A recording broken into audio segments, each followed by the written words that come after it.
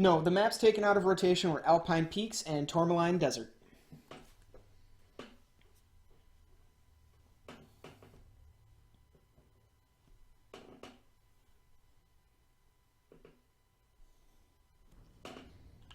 I'll have to check if they are on the if they are available. We're not going to use them, but you know. All right, again, just looking at the beautiful scenery, we're gonna need to go into their cockpits right away. And the matchup between xCico and Lord Creston, we got a Raven, and it's a Hugin versus a Firestarter. We've seen that matchup all day long in the Inner Sphere Light Mechs, so let's see how this one plays out. Again, gonna go around, see that lightning one more time. We're gonna drop into our participants' cockpits. Here we go.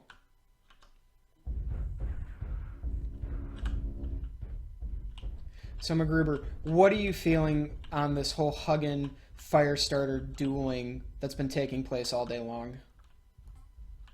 I gotta say it's been really fun. You know, I don't particularly see a lot of Huggins around, so it's really exciting to see them in the 1v1 world. Obviously, you see a lot of Firestarters. They're probably the Inner Sphere's best light mech, in my opinion, apart from the Urban mech, of course. But yeah, so it's been really fun to watch the Huggin, and the Huggin's been doing really well, surprisingly, against the Firestarter. I mean, the Firestarter generally, you would think would do better. It's much better in a team fight. It's got a much higher alpha, but the Huggin's just absolutely been dominating today.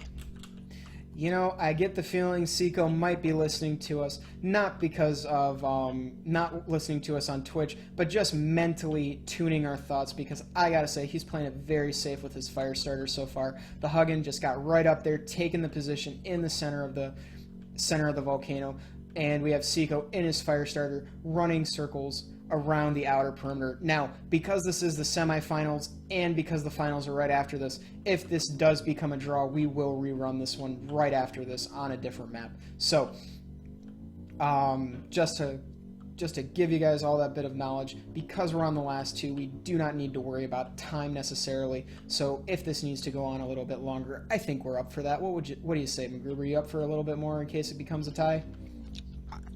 I think so, yes. Alright, so we still have xCico just showing us what that Firestarter can do with its jump jets. We're going to go check in right now with Lord Creston inside that Hugin.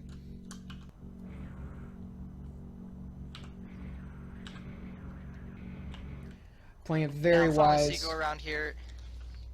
xCico's, I think, making a great choice, trying to play it safe, maybe avoiding that center spot. He probably knows at this point that his opponent has very likely taken that center, and it would be at a great disadvantage for him to run there. Now, it looks like Lord Creston maybe getting a little bored, starting to run around a little bit, so hopefully he doesn't give his position away, because that could put him at a serious disadvantage. Well, as you see on the Twitch channel, if you're watching, you can see that Lord Creston and xCico are now within spitting distance of each other, both playing kind of a little game of cat and mouse. Let's see who makes that first strike. Oh, and xCico, I think xCico saw Lord Creston just drop down. Very good tactical move.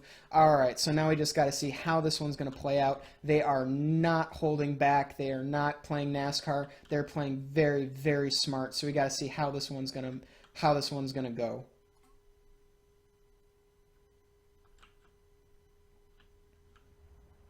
McGruberr, I think we might be having contact.